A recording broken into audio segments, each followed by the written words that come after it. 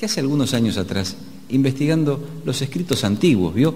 La gente grande escribió hace tiempo atrás, y allí estaban algunas cosas escritas de manera manuscrita en los estatutos del hogar que se fundó allí por el año 1894.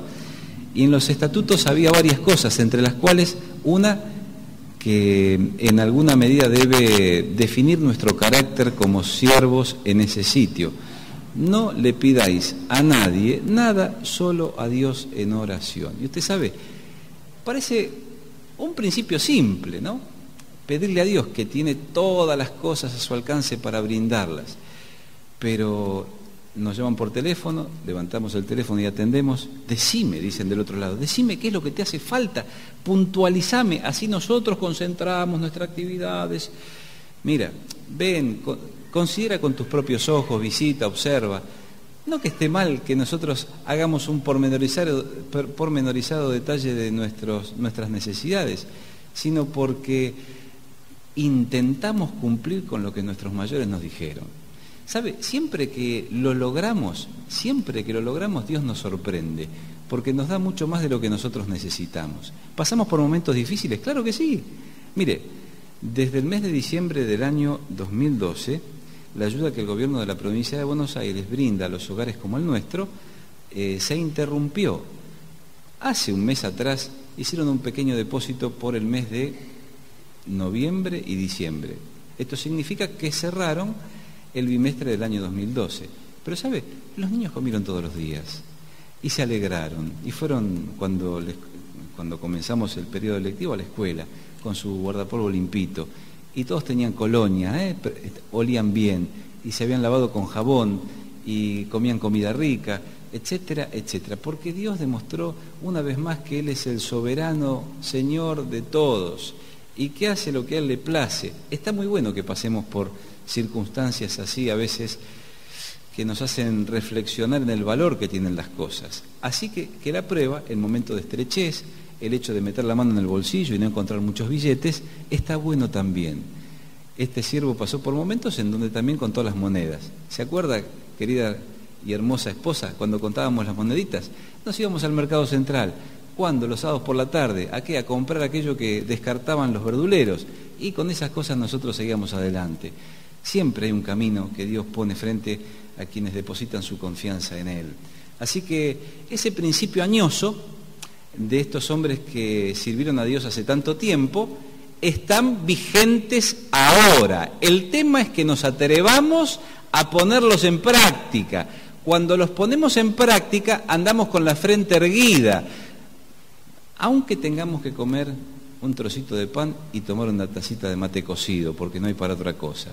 Aquellos que peinan canas recuerdan lo que es esto. Pareciera ser que a la generación presente y a las recientes les cuesta integrar esto como una posibilidad. ¿Existe la posibilidad de que tengamos que pasar por un momento difícil? Existe la posibilidad. ¿Es lo peor que nos puede pasar? No, no es lo peor. La dificultad, ¿sabe lo que hace? Modela el carácter. Modela el carácter. Que el Señor le ayude. Tengo un conflicto en mi mente. Tengo dos pasajes hermosos en mi cabeza para compartir con ustedes en esta noche. Espero que este sea el adecuado. Es conocido, es una reiteración para mi esposa, lo lamento, amor, pero tiene un valor superlativo para la cristiandad. Jeremías capítulo 37. Jeremías capítulo 37, versículo 8. Dice así la palabra de Dios: y volverán los caldeos y atacarán esta ciudad, y la tomarán y la pondrán a fuego. Así ha dicho Jehová: no os engañéis a vosotros mismos diciendo, sin duda ya los caldeos se apartarán de nosotros, porque no se apartarán. Porque aun cuando hirieseis a todo el ejército de los caldeos que pelean contra vosotros y quedasen de ellos solamente hombres heridos, cada uno se levantará de su tienda y pondrá esta ciudad a fuego. Segunda Timoteo capítulo 2. versículo 1. Hay una palabra que surge allí. Tú pues, hijo mío, esfuérzate en la gracia que es en Cristo Jesús. Lo que has oído de mí ante muchos testigos, esto encarga a hombres fieles, que sean idóneos para enseñar también a otros.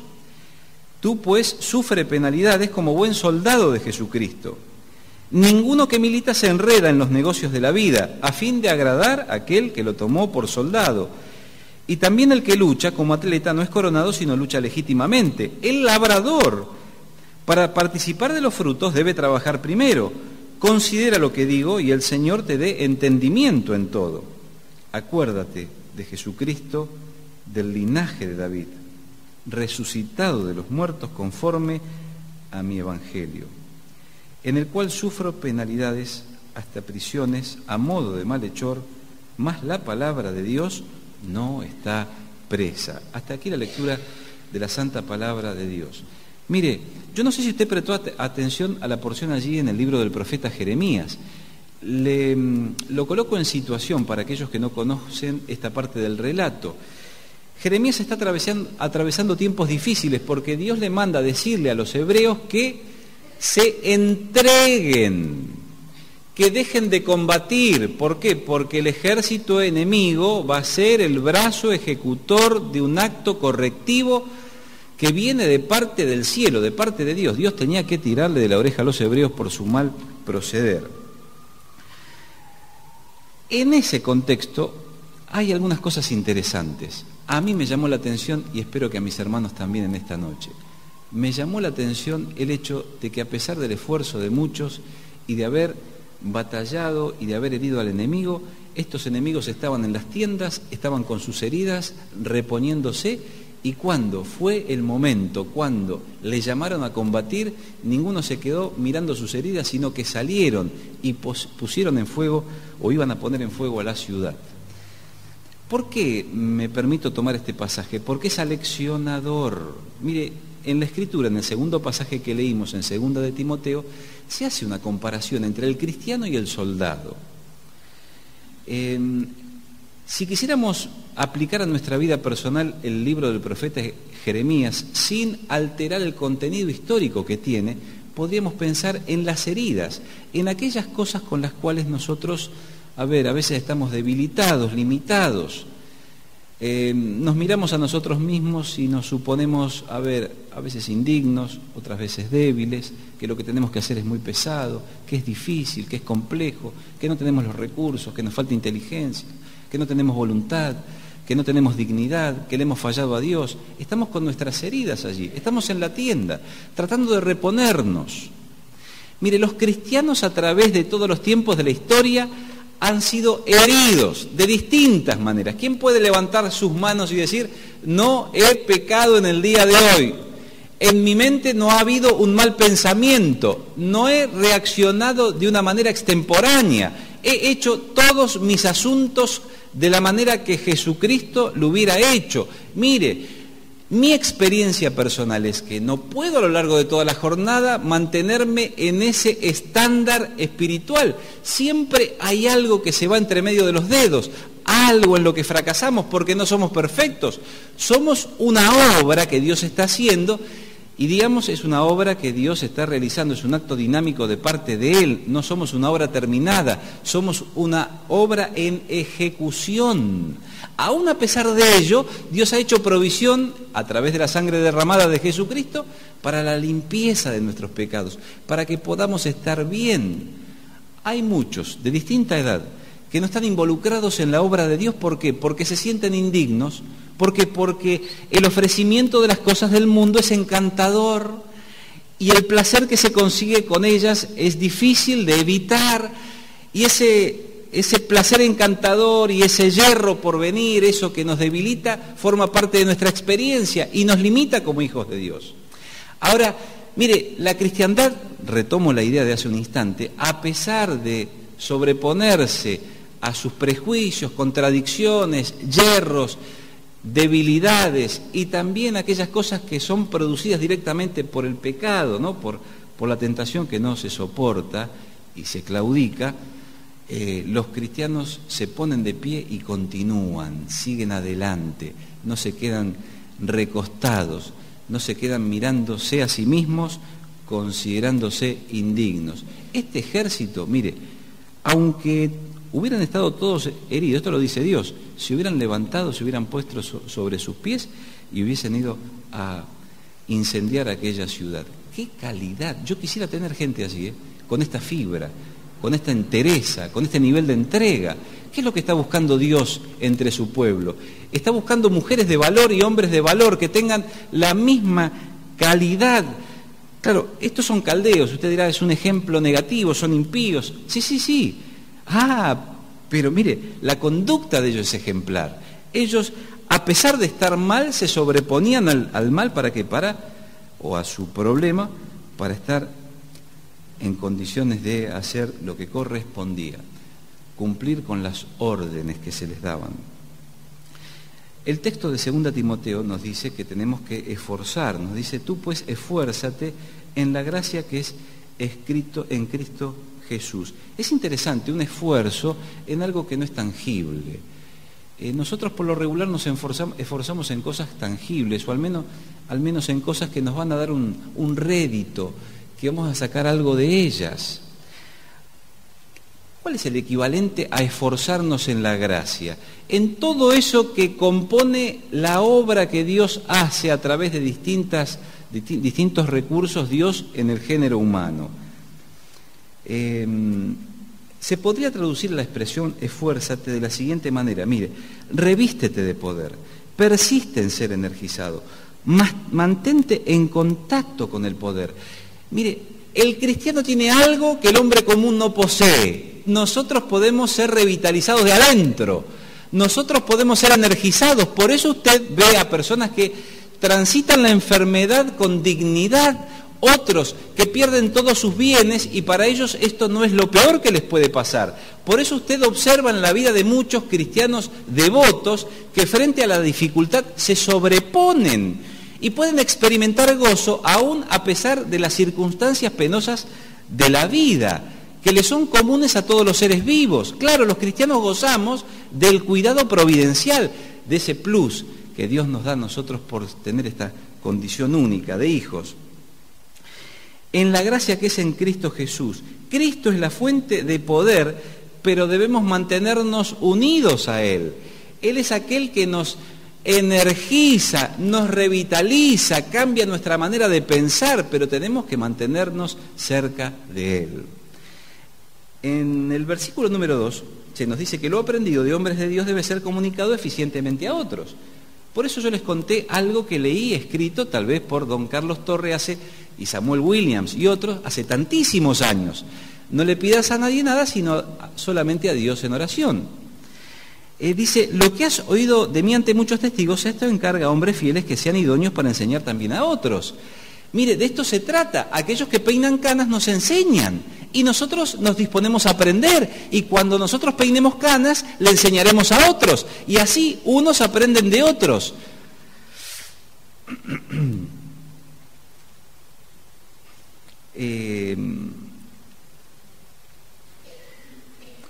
Ante muchos testigos, es una frase muy importante en este contexto del versículo número 2, porque los eruditos le dan a esta el valor de una frase legal. ¿Por qué? Porque está apoyada en esta alusión a muchos testigos.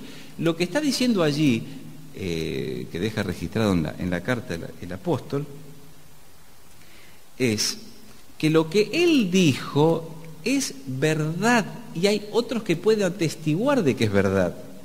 Esto verdadero, de lo cual pueden otros atestiguar, es lo que tú tienes que comunicarle a otros. Dice que debe ser un encarga, deposita en otros. Y estos tienen que ser fieles, dignos de confianza, fiables, idóneos, capaces y calificados. Capaces y calificados.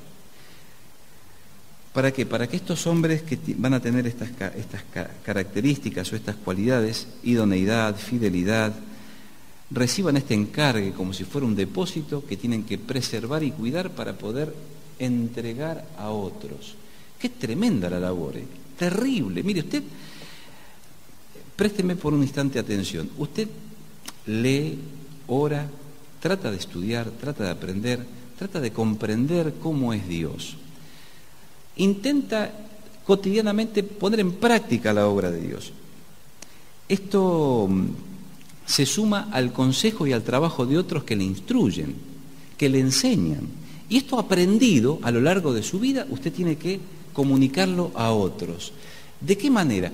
Con idoneidad y con fidelidad. Porque tal vez su tiempo en el mundo se está agotando y usted tiene el deber y la responsabilidad de eso que le dieron, de lo cual usted es depositario, colocarlo en otros. Pero acá hay una cosa importante, no tiene que colocarlo usted de manera que involucre a las generaciones más jóvenes en prácticas que tienen que ver tan solo con la cultura de años pasados. Hoy estábamos en una charla conversando, interesante, me acordé de las pizzas con el té con leche. Usted perdóneme, me acordé de las pizzas y el té con leche. Usted sabe, es rica la pizza y es rico el té con leche, pero es una práctica cultural que yo recuerdo haber experimentado en mis años de juventud. En todos los sociales, la iglesia compartía las pizzas con una tacita de té con leche. ¿Qué recibimos de nuestros queridos hermanos que trajeron el Evangelio a estas costas? Bueno, muchas cosas que eran formidables y otras que tenían que ver con su cultura. Nosotros hubiéramos preferido un vaso de agua con la pizza, un jugo de naranja o tal vez un vasito de alguna otra bebida. Sin embargo, aprendimos a tomar té con leche, ¿sí? Y finalmente nos gustó el té con leche. Y en los sociales hacemos té con leche, pero el té con leche no pega con la pizza, ¿vio? ¿Qué le vamos a hacer? Entonces, las personas de mayor edad tienen un bagaje de experiencia y conocimiento que tienen que trasladarlo a las clases más jóvenes, aquellos que están comenzando a hacer la labor. ¿De qué manera lo harán? Y lo harán de una manera fiel, con idoneidad. Dejarán aquellas cosas que tienen exclusivamente que ver con las prácticas culturales, tradiciones o la mera religiosidad, y se concentrarán en aquello que realmente cuenta, la verdad. El verso 3 dice, tú pues sufre penalidades como buen soldado de Jesucristo. Esto de comunicar con idoneidad, hacer la obra como si fuéramos un soldado, confrontar con el enemigo y los obstáculos, exige necesariamente que se asimile el sufrimiento considerándolo algo posible y hasta aún necesario. Sufre penalidades como buen soldado de Jesucristo. Este es un reto a compartir las dificultades. Una característica de este tiempo es que todas las personas hay algo que no quieren. Usted le pregunta, ¿qué es lo que no querés? No quiero problemas, no quiero dificultades, no quiero sufrimiento, no quiero dolor. Y en esta búsqueda de esta pseudo libertad que se expresa en distintos ámbitos, los seres humanos han tenido grandes logros. Por ejemplo, casi se ha extinguido el dolor en la práctica médica, a través de los medicamentos que se le pueden suministrar al sufriente. Se está trabajando ¿para qué? Para que el dolor emocional también se cure con una medicación. O sea que si usted siente pena, pesar, angustia, si la conciencia le afecta, tal vez dentro de algunos años, usted se tome una píldora y no va a sentirse mal. ¿Por qué? Porque su conciencia le remuerda porque hizo algo inadecuado. Lo va a resolver con un vaso de agua y una píldora.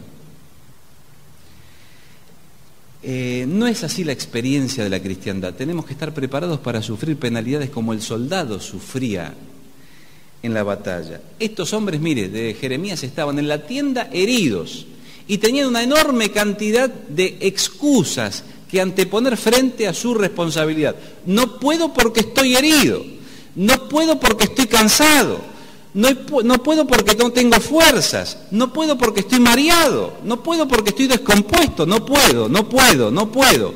Sin embargo, el profeta deja escrito, aunque estén en esta condición, se van a levantar y van a hacer lo que corresponde.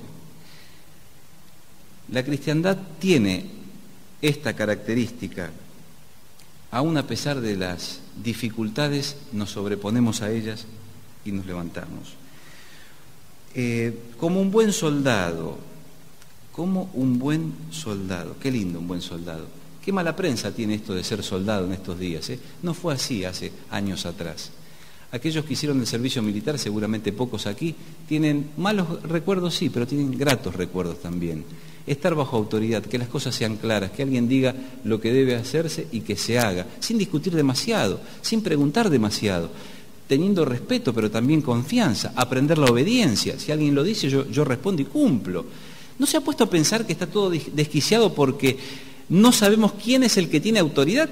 En un canal de gran llegada de televisión por cable, vi una noticia que me llamó mucho la atención. Le estaban preguntando a un psicólogo sobre la indisciplina de los niños, en general, los jóvenes en particular.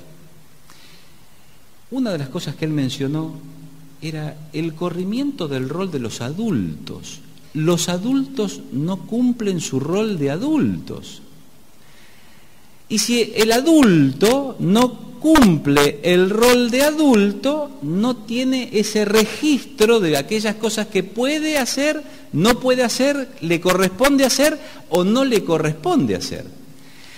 Es interesante esto, ¿no? Usted ve personas de edad que no solamente se visten como personas jóvenes, muy jóvenes, sino que quieren hacer las mismas cosas que hacen los muy jóvenes. Pero son personas grandes, ya les pasó ese tiempo. Mire, es importante que cada cual asuma su responsabilidad a pleno. Este hombre, que tenía este conocimiento, señaló algo con lo cual nosotros convivimos a diario. ¿Usted sabe en las escuelas? En las escuelas no quieren contrariar a los niños aplicándole una medida disciplinaria. No le apliquemos medidas disciplinarias. Y yo me pregunto, ¿cómo vamos a hacer para forjar el carácter? ¿Cómo vamos a hacer para colocar límites? ¿Cómo vamos a hacer para diferenciar lo bueno y de lo malo? Si nosotros no colocamos límites, si no corregimos. No se trata de lastimar, no se trata de ofender, no se trata de humillar, no se trata de doblegar y vulnerar la estima. Se trata de corregir, de decir lo que está bien y lo que está mal. Así que el sufrimiento forma parte de la característica que debe definir al soldado. Finalmente, ninguno, dice, que milita se enreda en los negocios de la vida a fin de agradar al que lo tomó por soldado. Nadie que sirve como soldado se enreda. Enredos. Mire, es una interesante figura. Hace un tiempo estaba mi suegra, que se hacía ayudar por mi suegro. Mi suegro tenía un problemita, tenía una demencia parkinsoniana y un Parkinson que le afectaba todo lo que tenía que ver con los músculos. Y él le sostenía el ovillo de lana, o viceversa, no recuerdo muy bien. Y así desenredaban la lana. ¿Por qué? Porque la lana por ahí se mezclaba, ¿no? Y cuando eso se enreda es un problema. Mire, un enredo es un problema. Hace un tiempo intenté desarmar un enredo, obviamente de un hilo. ¿Dónde está? ¿Dónde comienza el hilo? ¿Por qué lugar tiene que pasar? ¿Cómo logro volver a colocar ese en su estado primigenio, natural, normal? Es un problema. El mundo nos enreda. Los enredos de la vida, de las cosas que tienen que ver con nuestra existencia temporal y corporal, las cosas de esta vida. ¿Tenemos que trabajar? Claro que sí. ¿Tenemos que estudiar? Por supuesto. Tenemos que estudiar y tenemos que trabajar. Tenemos que adquirir conocimientos. Tenemos que ser exitosos. ¿Por qué no? Si viene el éxito, lo disfrutamos. Atravesamos el fracaso, forma parte de la vida. Pero eso es una cosa y establecer equivocadamente las prioridades es otra. Cuando nos desenfocamos, cuando nos desubicamos, el sistema nos enreda y ya no podemos hacer nada con claridad, perdemos autonomía, no podemos movernos.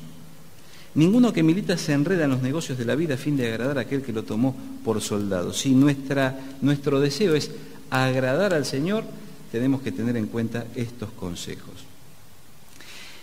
Nosotros leímos, yo lo repito, no me voy a detener porque el tiempo ha avanzado, dice, también el que lucha como atleta no es coronado sino lucha legítimamente.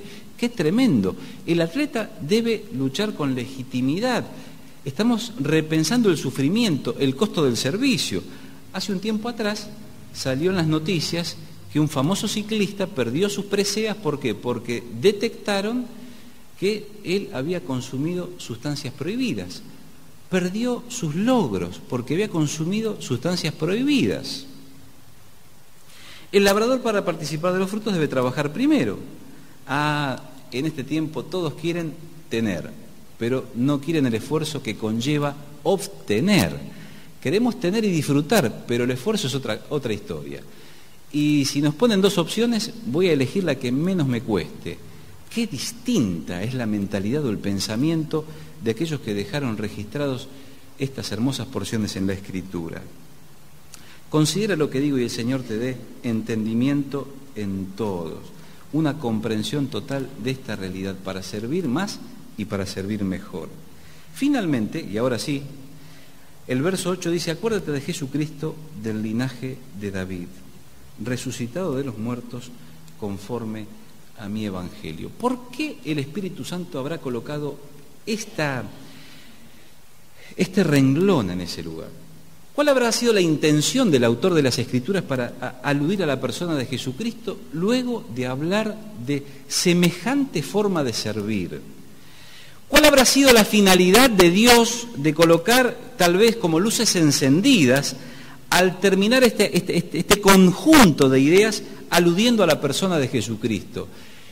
No me cabe ninguna duda que porque el Señor Jesucristo es el mayor de todos los ejemplos en cuanto al servicio, y además que es aquel que operó la salvación de todo el género humano, muriendo en la cruz. Le cuento en los minutos finales, estamos perdidos si no confiamos en Jesucristo. Si no depositamos nuestra confianza en Él, no podremos sobreponernos a ninguna de estas miserias que mencioné allí esporádicamente en esto que estuvimos compartiendo. El hombre está condenado a consecuencia de sus pecados. Sus pecados le condenan. Dios es santo y misericordioso. Quiere que el hombre disfrute a pleno de este tránsito por la vida física y que se adentre en la eternidad para tener una relación eterna por siempre jamás con Él. Pero para que esto sea posible, el hombre, la criatura, tiene que comprender y reflexionar. ¿En qué tiene que reflexionar?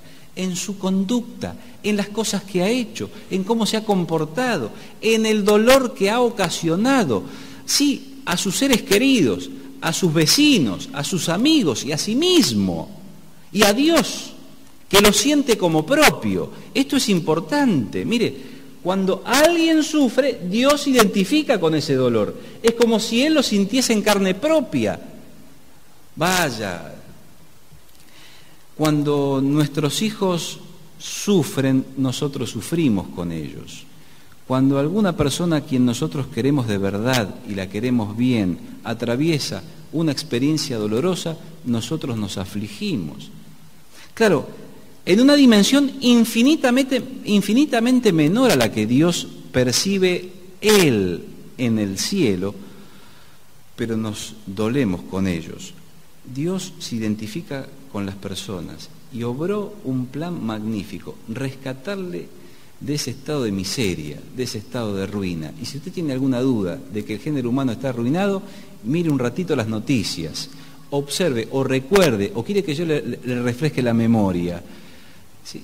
Mire, a diario nosotros convivimos con la experiencia de niños y niñas que sufren y que tienen que estar excluidos en un sentido de la sociedad. ¿Por qué? Porque ellos no han hecho lo que debieron hacer. ¿Qué era lo que tenían que hacer? Cuidarlos, alimentarlos, llevarlos a la escuela, llevarlos al médico, y sin embargo hubieron cosas más importantes. ¿Puede haber cosas más importantes para un padre que atender a sus hijos? Sin embargo, ellos tuvieron cosas muy, muy importantes que hacer. Por ejemplo, consumir alcohol, por ejemplo, la droga, por ejemplo, quedarse con lo que no era de ellos, por ejemplo, el adulterio y la fornicación, por ejemplo, cosas que no podían evitar, que eran más fuertes que ellos, razón por la cual los pequeños sufren.